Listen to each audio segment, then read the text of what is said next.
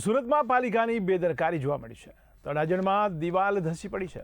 તો સુરતના અડાજણ વિસ્તારમાં ઘટના બની, જેમાં પીપી માણિયા હેલ્થકેર બિલ્ડિંગની એક દિવાલ ધસી પડવાની ઘટના બની છે, જેમાં બાંધકામ દરમિયાન આ દિવાલ ધસી પડતા મજૂરોમાં પણ નાસભાગ મચી ગઈ હતી. તો કન્સ્ટ્રક્શન સાઇટ ઉપર સુરક્ષા વ્યવસ્થા અંગે પણ સવાલો ઉઠી રહ્યા છે. ત્યારે આગળ પણ આવી ઘટનાઓ બની છે, છતાં પણ પાલિકા દ્વારા કોઈ બોધપાઠ લેવામાં આવ્યો નથી.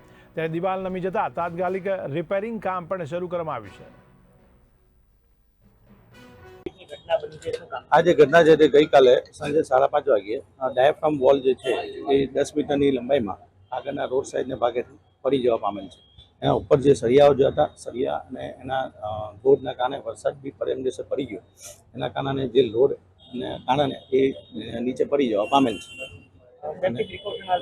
અત્યારે સેફ્ટી પ્રિકોશન માટે આપણે માટી ફિલિંગ કરીને અહીંયા